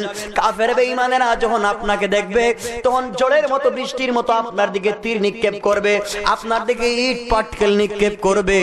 ওগো নবীজি, যেই দিক থেকে বেশি বেশি তীর আসবে, ওই দিকে আমার সন্তানটাকে আপনি ধরে রাখবেন। আল্লাহু আকবার। আমার সন্তানটাকে ওই দিকে আপনি ধরে রাখবেন। কাফেরদের তীর আইসা আমার সন্তানের কলিজায় ডুইকা, কলিজা জাজরা হয়ে যাবে, আমার সন্তান শহীদ হয়ে যাবে। কিয়ামতের কঠিন ময়দানে আমি শহীদের মা হিসাবে আপনার হাত ধরে ধরে আল্লাহ জান্নাতে চলে যাব। আমার মুসলমান ভাইরা, আমার মুসলমান বন্ধুগণ, বিশ্ব নবী যখন এমন কথা শুনেছেন, দেখেন ইমান কাহাকে বলে, ওই মহিলার ইমান কেমন, জিহাদের ফান্ডে নিজের কুলের বাচ্চাকে দিয়ে দেয়। আর আজকে আমরা আমাদের বাচ্চাদের কি সন্ত্রাস বানাই? জোরে কোন ঠিক কিনা? কলেজে পড়ে, ইউনিভার্সিটিতে পড়ে, আর গুলশান হলি আর্টিজানে বোমা মারে। জোরে কোন ঠিক কিনা? এতদিন শুনলাম কওমি মাদ্রাসার ছাত্ররা বোমা মারে, জঙ্গি ট্রেনিং দেয় চট্টগ্রাম, সিলেট, মৌলভীবাজার, নোয়াখালী, ফেনীতে কাফের মুসলমানেরা বোমা ট্রেনিং দেয়। আর এখন দেখা যায় ইউনিভার্সিটির ছেলেরাই প্র্যাকটিস করতেছে। জোরে কোন ঠিক কিনা? সুতরাং যাদের যে ইউনিভার্সিটির সন্তানদেরকে সন্ত্রাসী কর্মকাণ্ডে ধরা হয়েছে, ওদেরকে শাস্তি দিয়ে যারা কওমি মাদ্রাসার বিরুদ্ধে কথা বলেছে, ওরা প্রকাশ্য ক্ষমা চাইতে হবে, চাইতে হবে, চাইতে হবে। জোরে কোন ঠিক কিনা? সন্ত্রাসী করবে একদম বলবেন সাধারণ মুসলমান এই বাচ্চাদের কথা, কওমি মাদ্রাসায় যারা থাকে, সেটাকে বরদাস্ত করা যায়? এই যে খাজুরিয়া মাদ্রাসা, এখানে জঙ্গি ট্রেনিং হয় না? আসতে বলেন, জোরে কোন, আরো জোরে কোন। এই মাদ্রাসাগুলোকে রক্ষা করতে কারা কারা রাজি আছেন? হাত উঠে দেন। নারায়ে তাকবীর, হাত নামায় দেন। আমার ভাইরা, এটা কার বাগান? রাসূলের বাগান। কার? জোরে কোন কার? এটা হেফাজত আমাদের কি করতে হবে? আমার ভাইরা, অসুবিধা হচ্ছে আপনাদের? দেখে দিন না আমার ভাইরা, অসুবিধা হচ্ছে? এই গোয়েন্দা দুইজন আসেনি পারস্যের রাসূলের কাছে? এরা গেছে পারস্যের বাদশার কাছে, গিয়ে বলতেছে, বাদশা এই যে রিপোর্ট, এই যে নেন, দিলাম রিপোর্ট। পারস্য দেখে লেখা এর ভিতরে মুসলমানদের সাথে যুদ্ধ করে আপনি পারবেন না, সে আশা বাদ দেন। আল্লাহু আকবার বলবেন না? চিৎকার করে পড়েন আল্লাহু আকবার, আর জোরে বলেন আল্লাহু আকবার। কাফেরদের মোকাবেলা করতে হয় নাই, একটা বাচ্চাকে রাসূলের জিহাদের ফান্ডে দান করার দ্বারা একটা দেশের রাষ্ট্রপ্রধান, সুপার পাওয়ার পৃথিবীর পারস্য পর্যন্ত ভয় পেয়ে গেছে। আজকে এই পৃথিবীতে 150 কোটি মুসলিমের এই বিশ্বে আমরা কিছু করতে পারি না। সমস্যা একটা জায়গায়, সমস্যা একটা জায়গায়। রাসূল বলেছেন, হাদিসে আছে, আবু দাউদ শরীফের হাদিস, হযরত সাওবান রাদিয়াল্লাহু তাআলা আনহু বর্ণনা করতেছেন, রাসূল বলেছেন, পৃথিবীর মধ্যে যখন আমার উম্মতের ভিতরে ওহম ঢুকে যাবে, ওহম, তখন তারা বিপদগামী হবে, কাফিরদের দ্বারা আক্রান্ত হবে, জীবনে বিজয় লাভ করতে পারবে না। সাহাবায়ে কেরাম বলেন, ইয়া রাসূলুল্লাহ, ওহম কি? রাসূল জবাব দিলেন, হুব্বুদ দুনিয়া ওয়া কারাহিয়াতুল মাউত, দুনিয়ার মহব্বত এবং মরার ভয়। দেখেন, দুনিয়ার মহব্বত আমাদের ভিতরে এখন নাই।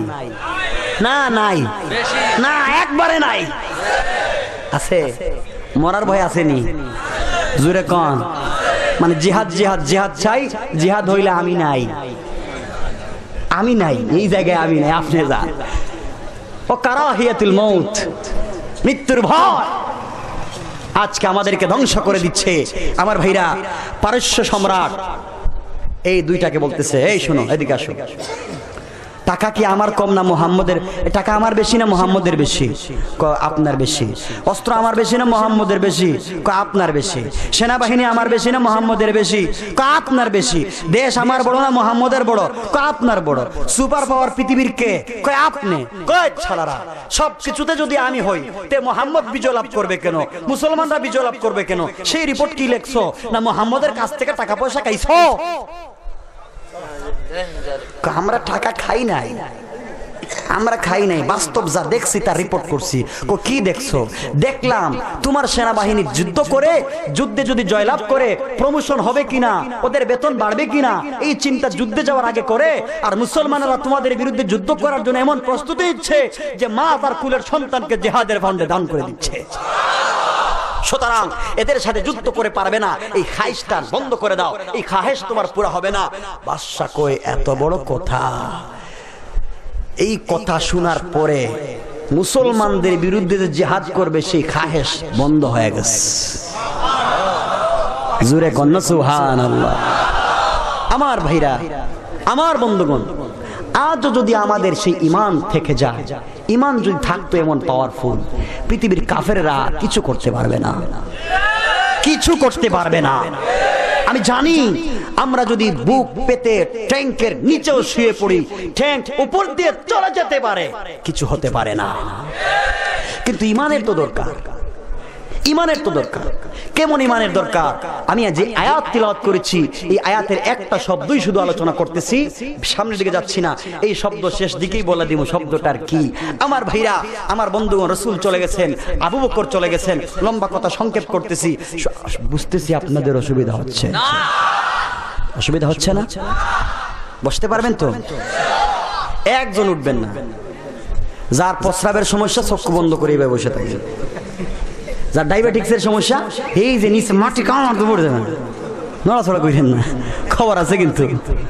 আল্লাহকে বলে দিম, এই যে আল্লাহ দেখেন, এই যে যাইতেছে, বলে দিম। কিন্তু সমস্যা যদি বেশি হয়ে যায়, জায়গা নষ্ট করেন না। আমার ভাইরা, আমার বন্ধুগণ, রাসূল চলে গেছেন, আবু বকর চলে গেছেন, ওমরের যুগ চলে এসেছে। ওমর আব্দুল্লাহ ইবনে হুযাফা রাদিয়াল্লাহু তাআলা আনহুর নেতৃত্বে কিছু মুসলিম সেনাবাহিনী দিয়ে পাঠিয়ে দিলেন, যাও পারস্য সম্রাটের এলাকা পাহারাদারি করবা, সীমান্ত এলাকা পাহারাদারি করবা, যেন পারস্য বাদশা আমাদের দেশে আক্রমণ করতে না পারে, যাও। এদিকে পারস্য তার গোয়েন্দাদেরকে বলে দিয়েছে, কোনোভাবে যদি একটা মুসলমানকে ধরতে পারো, ওকে গুলি করবে না, ওকে মারবে না, আমার কাছে জিন্দা নিয়ে আসবে। ওদের ঈমানটা পরীক্ষা করতে চাই, কেমন ঈমান ওদের ভিতরে। জোরে কন্যা সুবহানাল্লাহ। ওরা তাদের রসুলকে এত ভালোবাসে যে রসুলের পায়ে কাটা বিদুক, রসুলের সামনে নিজের কুলের বাচ্চাকে পর্যন্ত জিহাদের ফান্ডে দিয়ে দেয়। ওদের ঈমানটা আমাকে পরীক্ষা করতে হবে, এই জন্য পাঠায় দিছে। আমার ভাইরা, ঘটনাক্রমে আব্দুল্লাহ ইবনে হুযাফা 13 অথবা 17 জন মুজাহিদের জামাত পারস্য সম্রাটের গোয়েন্দাদের হাতে ধরা পড়ে গেছে। ধরা পড়ে বাদশার দরবারে হাজির করা হয়েছে। বাদশা বলতেছে, মুসলমানেরা, তোমাদের সেনা প্রধানকে। সবাই দেখায় দিয়েছে, এই যে তরুণ আব্দুল্লাহ ইবনে হুযাফা। আব্দুল্লাহ ইবনে হুযাফা তখন একেবারে তরুণ মানুষ। বাদশা ডাক দিয়ে বলতেছে, আব্দুল্লাহ, তুমি তো জওয়ান মানুষ, ছেলে মানুষ, জীবনে অনেক চাহিদা আছে, পুরা করতে পারো নাই, কেন রে বাবা এই যুদ্ধে আসছো? তুমি জানো না এখন যে আমার হাতে ধরা পড়েছো, তুমি মরে যাবে? এক কাজ করো, তুমি যদি এই মুহূর্তে কালিমা ছেড়ে দাও, আমি আমার দেশের অর্ধেকের মালিক তোমাকে বানাইয়া দেব। জোরে কন, আর জোরে কন। আর দ্বিতীয় কথা হচ্ছে, আমার একটা সুন্দরী মেয়ে আছে, এই মেয়েটাকে তোমার কাছে বিয়া দিয়া দেব, তুমি কি মানবে আমার কথা? আব্দুল্লাহ ইবনে হুযাফা বলতেছেন, বাদশা জাহাপনা, আপনি পৃথিবীর অর্ধেকের কথা, দেশের অর্ধেকের কথা বলেছেন, আপনার মেয়ের কথা বলেছেন, খোদার কসম, যে আল্লাহর কুদরতি হাতে আমার জান, আপনি আমার এক হাতে আকাশের চন্দ্র সূর্যকে যদি উঠায় দেন, আর এক হাতে সারা পৃথিবীর সম্পদ যদি উঠায় দেন, আপনার চোখের সামনে সব কিছুতে লাথি মারতে পারি, একটা সেকেন্ডের জন্য কালিমা ছাড়তে পারি না। জোরে কোন আল্লাহু আকবার। সেই ঈমানের কথাই আপনাদেরকে বলতেছি। এমন ঈমানওয়ালা যদি 313 জন না, মাত্র 10টা যুবক বাংলাদেশে দাঁড়ায়া যায়, ইসলামী হুকুমত কায়েম হবেই হবে ইনশাআল্লাহ। আমার ভাইরা, বাদশা বলল, এর ঈমান তো বড় সমস্যা দেখা যায়, মজবুত, এগুলোর কাজ হয় নাই। তখন সব গোয়েন্দা, মন্ত্রী পরিষদ সবাইকে নিয়ে বসেছে, বসে পরামর্শ করে সিদ্ধান্ত হলো, এক কাজ করা যায়, ওরা তো যুবক মানুষ, যৌবনের চাহিদা আছে, আজকালকের যুবকদের যেমন যৌবনের চাহিদা আছে, আব্দুল্লাহ ইবনে হুযাফারও সেই যৌবনের চাহিদা ছিল। ওকে একটা ঘরের ভিতরে রেখে দিবেন, রাত্র যখন গভীর হয়ে যাবে, একটা এই দেশের সব থেকে সুন্দরী একটা মেয়েকে সুন্দর করে সাজাইয়া, উলঙ্গ কইরা, অর্ধ উলঙ্গ কইরা আব্দুল্লাহ ইবনে হুযায়ফার রুমে ঢুকাইয়া দিবেন। এই মহিলা যেন আব্দুল্লাহ ইবনে হুযায়ফার চরিত্র নষ্ট করতে পারে, যদি করতে পারে তো আমরা কামিয়াব। আমাদের কাছে যদি দেয়, আমরা তো বলবো এটা হচ্ছে মান্না ওয়া সালওয়া। না, আমাদের অবস্থা তো এমনই।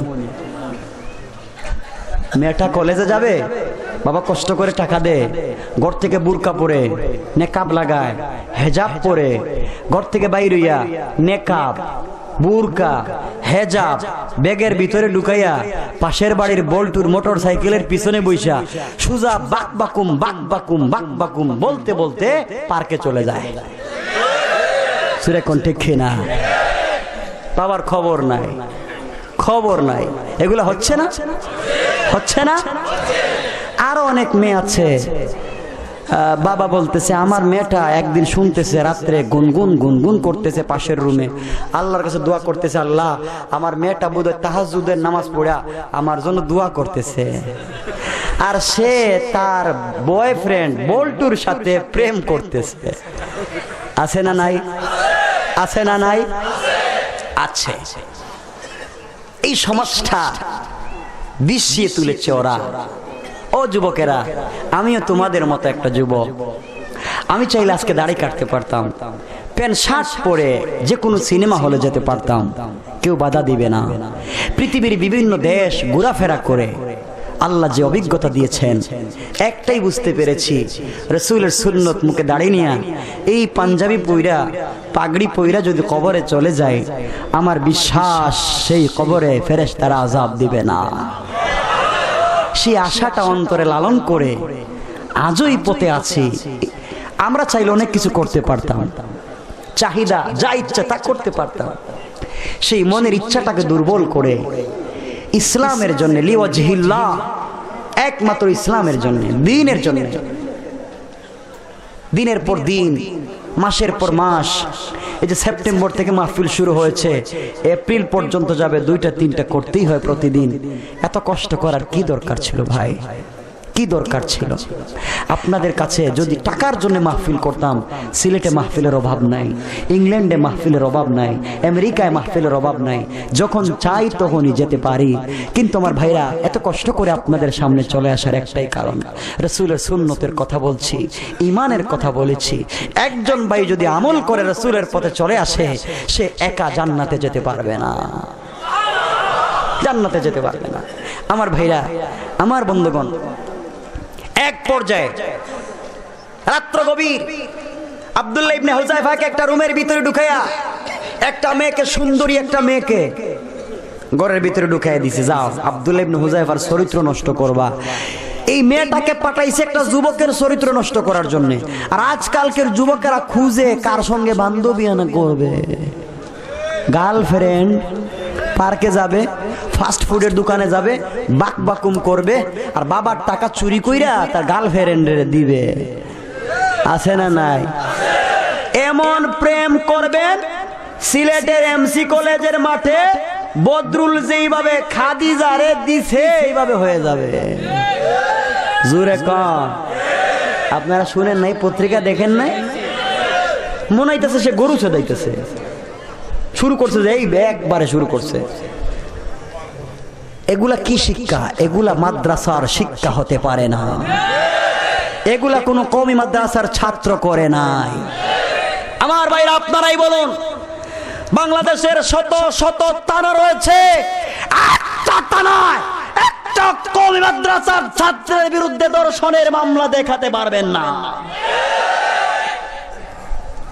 এরপর ওরাই দোষী। আমার ভাইরা, এক পর্যায়ে মহিলা ঘরের ভিতরে ঢুইকা পড়েছে, আব্দুল্লাহ ইবনে হুযায়ফা গভীর রাত্রে মাওলার সাথে গুনগুন করে কথা বলার জন্য নামাজে দাঁড়িয়ে গেছে। আমার মুসলমান ভাইরা, আমার মুসলমান বন্ধুগণ, আব্দুল্লাহ ইবনে হুযায়ফা রাদিয়াল্লাহু তাআলা আনহু নামাজে দাঁড়ায় গেছে। গভীর রাত্রে আল্লাহর সঙ্গে কথা বলতে শুরু করেছে। আল্লাহ,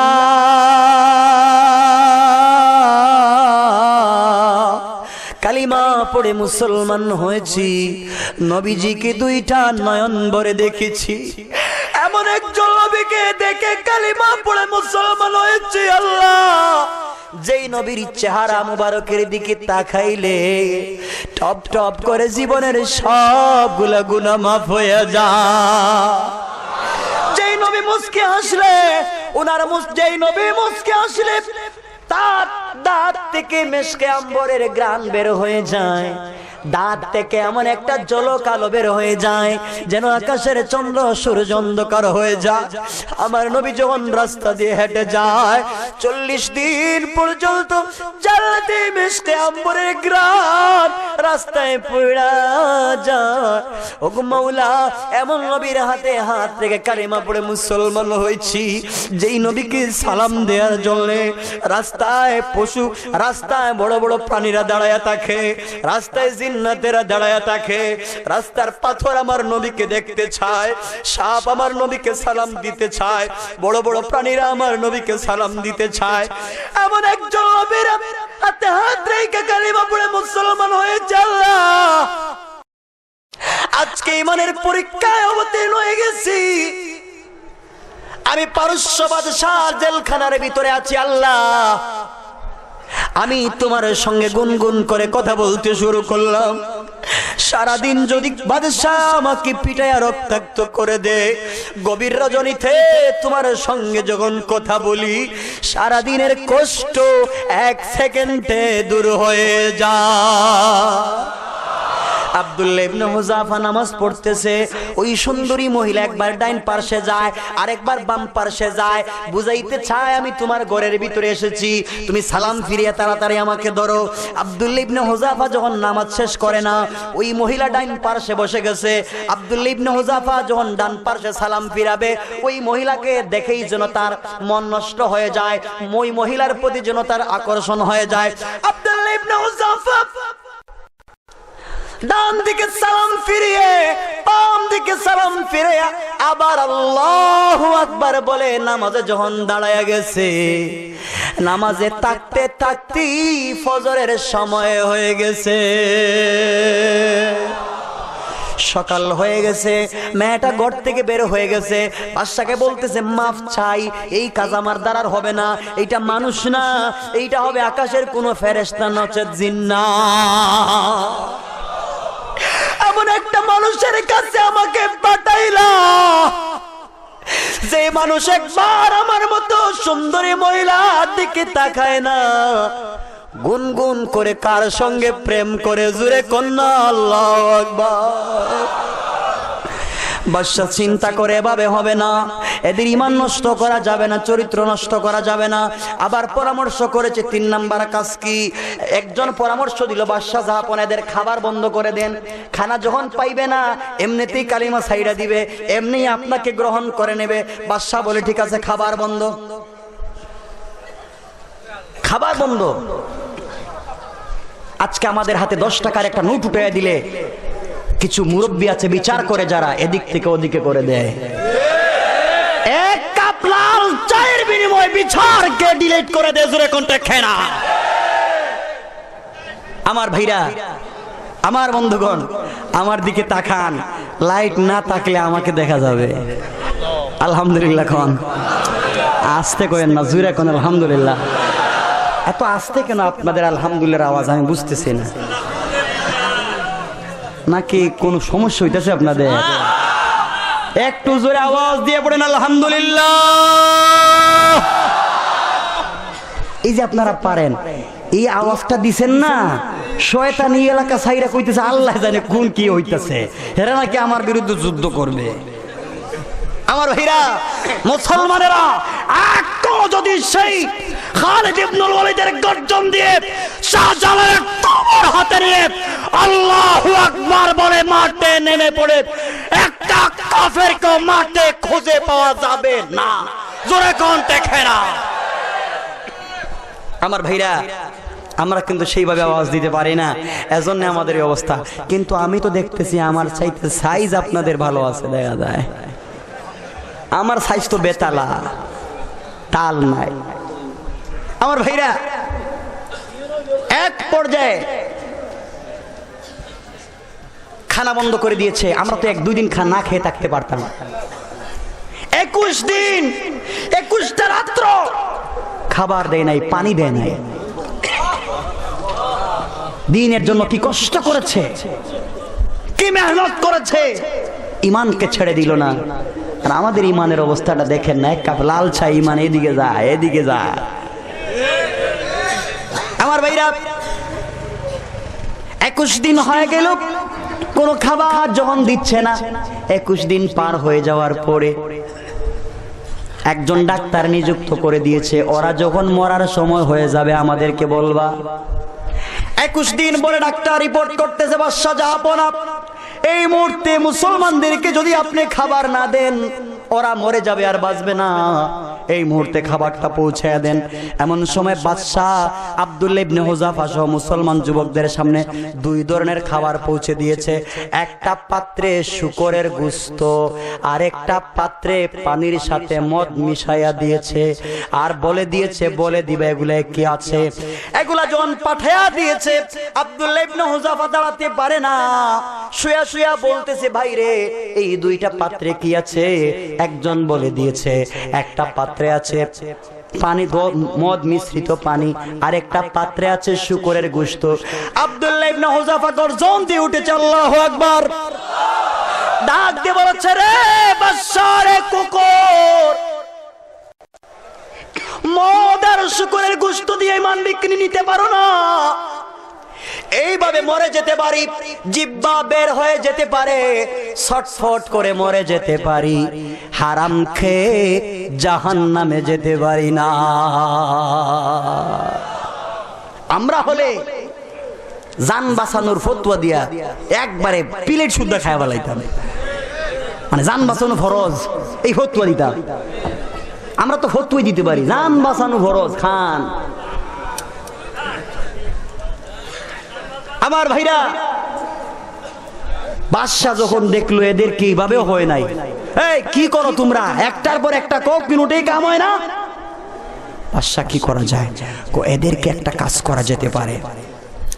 ওদেরকে লাস্ট চিকিৎসা হচ্ছে আগুন ধরাইয়া বড় বড় ডেক বসাইয়া তৈল দিয়া গরম কইরা টকবক করে যখন উতরাতে শুরু করবে তখন ওইটা ছেড়ে দিবে একটা একটা করে। কি বুঝতেছেন, কি বুঝতেছেন? ইমা সবাইকে নিয়ে আসছে, বলতেছে দেখো কালিমা যদি ছেড়ে দেও তোমাদেরকে ছেড়ে দেব, কালিমা যদি না ছাড়ো এই যে ফুটন্ত তেলে ছেড়ে দিচ্ছি। সবাই বলতেছে কিছু যায় আসে না, মরে যদি যাই মরেই যাব, জীবন যদি দিতে হয় ফুটন্ত তৈলে পুরো জীবন দেব, কাফেরদের সামনে মাথা নত করে ঈমান বিক্রি করব না। সেই ধরনের ঈমানও যদি আমাদের হয়ে যায়, আমরাও যদি হায় ধরে হাত দিয়ে মাঠে নেমে পড়ি, হোয়াইট হাউস আমাদের কিছু করতে পারবে না। আমার ভাইরা, আমার বন্ধুগণ, এক পর্যায়ে আমার ভাইরা, আমাদের উস্তাদ পীর বুজুর্গ মুফতি মিজান শাহ হুজুর দামাত বরকতুহু চলে এসেছেন। আমি আর লম্বা করতে চাচ্ছি না। আমার ভাইরা, আলোচনা এখানে রেখে দিব, আর লম্বা করব না। অসুবিধা হচ্ছে আপনাদের? আলোচনা অনেক লম্বা, সামনের দিকে যাব না। আমার মুসলমান ভাইরা, আমার মুসলমান বন্ধুগণ, বাদশা ওই সময়ে ফুটন্ত তৈলের মধ্যে একজন সাধারণ মুসলমান মুজাহিদকে ধরে এনে যখন ছেড়ে দিচ্ছে, আব্দুল্লাহ ইবনে হুযাফা চিন্তা করে, আল্লাহ ও মাওলা, আমার ভাইকে ফুটন্ত অগ্নিতে তেলের মধ্যে ছেড়ে দিবে, এরপরেও কালিমা ছাড়বে না। আল্লাহ এই মুহূর্তে আমরা কি করতে পারি? ওই সময় যেই যুবকটাকে তেলের মধ্যে ছেড়ে দেওয়া হবে সেই ডাক দিয়ে বলেছে, আল্লাহ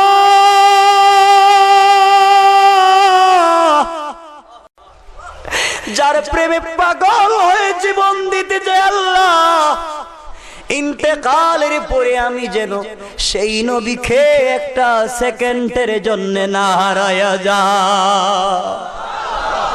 আমার ভাইরা, আব্দুল্লাহ ইবনে হুযাফাকে ডাক দিয়ে বলেছে, বাইরে চিন্তা করিস না, আমি যে ওই তৈলের ভিতরে জান্নাতের সুঘ্রাণ পাইতেছি, আমার কারণে ঈমান বিক্রি করবে না। এই যে তৈলের ভিতরে জান্নাতের ঘ্রাণ পাওয়া যায়, কে যেন আমাকে ডাকতেছে, তাড়াতাড়ি আয়। এই যে জান্নাতের হুর গেলমানেরা আমাকে নেয়ার জন্য মিছিল করতেছে, দেরি করা যায় না। জোরে কন্না আল্লাহু আকবার, আর জোরে কন্না আল্লাহু আকবার। আবার মুসলমান ভাইরা, এক পর্যায়ে যখন তাকে ছেড়ে দিয়েছে, ফুটন্ত তেলের মধ্যে পড়ে যখন সিনি জ্বলে ছাই হয়ে গেছে, এমন সময় বাদশাহ বলতেছে, আব্দুল্লাহ দেখেছো তোমার ভাইয়ের কি অবস্থা, এই মুহূর্তে তোমাকে ফেলে দেওয়া হবে, ঈমান ছেড়ে দাও। আব্দুল্লাহ ইবনে হুযাফা থুথু নিক্ষেপ করেছে। জোরে কোন আল্লাহু আকবার, আরো জোরে কোন আল্লাহু আকবার। আব্দুল্লাহ ইবনে হুযাফা থুথু নিক্ষেপ করেছে, ডাক দিয়ে বলছে, বাদশাহ তুমি শুনে রাখো, একজন মুজাহিদকে কেন, আমাকে যদি কোটি কোটি বার তুমি সেই তেলের মধ্যে ফেলে দাও, খোদার কসম আমি সেই আল্লাহ সেই কালেমাকে একটা সেকেন্ডের জন্য ছেড়ে দেব না। আব্দুল্লাহ ইবনে হুযাফা যখন হাত পা বাঁধা হচ্ছে, তেলের মধ্যে ছেড়ে দিবে, তেলের কাছে নিয়ে গেছে, একবারে ছেড়ে দিবে, উঠায়া ধরেছে। এমন সময় আব্দুল্লাহ ইবনে হুযাফার চোখ থেকে পানি ছুটে গেছে, টপ টপ করে পানি পড়তেছে। বাদশা বলে, বুঝতেছি এখন মরার ভয়ে কাঁদতেছে, এতক্ষণ বেটাগিরি করেছে, এতক্ষণ চিৎকার করেছে, এতক্ষণ মিছিল করেছে, এখন মরে যাবে, মরার ভয় ভিতরে ঢুকে গেছে, চোখ থেকে পানি ছেড়ে দিয়েছে। ও আব্দুল্লাহ এখন কাঁদবা কেন, আগে না বলেছিলাম, এখন কাঁদবা কেন? আব্দুল্লাহ ইবনে হুযাফা ডাক দিয়ে বলছেন, বাদশাহ আমি মৃত্যুকে ভয় করে কান্দি না, আমি তৈলকে ভয় করে কান্দি না, আমি একটা বিষয়কে স্মরণ করে কান্দি। আর জোরে কোন আল্লাহু আকবার। বাদশা বলে, কি অবস্থা? আব্দুল্লাহ ইবনে হুযাফা বলেন, ভাই রে, ও বাদশা, এতদিন যেই ভাইকে তুমি তেলের মধ্যে ফেলে দিয়েছো, আমরা ছিলাম দুইজন বন্ধু, আমরা সারাদিন সারা জীবন প্রতিযোগিতা করতাম, সে যদি 2 রাকাত নামাজ পড়তো আমি 4 রাকাত পড়তাম, সে যদি 1 টাকা আল্লাহর রাস্তায় দান করতো আমি 2 টাকা দিতাম, সে যদি একটা রোজা রাখতো আমি 2টা রোজা রাখতাম, সে আর আমি আমল নিয়ে প্রতিযোগিতা করতাম, কোনোদিন সে আমার আগে যাইতে পারে নাই, বিজয় লাভ করতে পারে নাই। আজকে তুমি এমন কাজ করেছো, জীবনের শেষ আমলে আমার ভাইকে আমার আগে তুমি তৈলের মধ্যে ফেলে দিয়া তুমি আমার আগে জান্নাতে পৌঁছায়া দিয়েছো, আমার আগে জান্নাতে চলে গেল, শেষ আমলে আমার আগে চলে গেল, আমি তার আগে জান্নাতে যেতে পারলাম না, এজন্য কান্দি। আমার মুসলমান ভাইরা, বাদশা বলে বুঝলাম না কিছুই, এরা মরার সময় দেখা যায় এরা মরে না, এরা হাইসা হাইসা মরার জন্য প্রতিযোগিতা করে, কে কার আগে জান্নাতে যাবে, তাদেরকে তেলের মধ্যে নিক্ষেপ করে মরবে না, সুতরাং এদের কিভাবে মারা যাবে না। সুবহানাল্লাহ। আমার ভাইরা, লম্বা কথা, এরপরে এদেরকে আর হত্যা করে নাই, কেমনে ছেড়ে দিয়েছে সেটা আরো লম্বা কথা, সেদিকে আর যাব না, অনেক সময় চলে যাবে। এই কথাটাই আমার তেলাওয়াতকৃত আলোচ্য আয়াতের ভিতরে আপনাদেরকে বুঝিয়ে দিচ্ছি। আমার আল্লাহ বলেন, وعد الله الذين آمنوا منكم وعملوا الصالحات। ও ঈমানদারেরা, আমি আল্লাহ তোমাদের সঙ্গে ওয়াদা করলাম, একটা যদি কাজ করতে পারো, একটা শর্ত যদি তোমরা পালন করতে পারো, আমি আল্লাহ দুনিয়ার জমিনে 3টা পুরস্কার দান করব, মরে গেলে বিনা হিসাবে জান্নাত দান করব। একটা শর্তে 3টা পুরস্কার আমার ভাইরা, আর একটা শর্তই হইল মিনকুম ওয়া আমিলুস সালিহাত, তোমরা যদি নেক আমল করতে পারো। বুঝতে পেরেছেন? এটাই ছিল এতক্ষণের আলোচনা। আমার ভাইরা, আলোচনা অনেক লম্বা। 3টা পুরস্কার কি এই আলোচ্য আয়াতের ভিতরে আল্লাহ বলেছেন, মরার পরে জান্নাত কেমনে দিবেন, লম্বা আলোচনা, আর সেদিকে আমি যেতে চাই না, আপনাদেরকেও আর কষ্ট দিতে চাই না। আমার ভাইরা, কেউ উঠবেন না, আমি আপনাদেরকে ঘোষণা করতে চাই, বাংলাদেশের জমিনে কেউ যদি কোরআনের বিরুদ্ধে কথা বলে, কেউ যদি মাদ্রাসা মসজিদের বিরুদ্ধে কথা বলে, কেউ যদি কোরআনের আয়াতের বিরুদ্ধে কথা বলে, জীবন দেওয়ার জন্য, কোরআন রক্ষার জন্য কারা কারা জীবন দিতে রাজি, হাত উঠে দেখে দেন।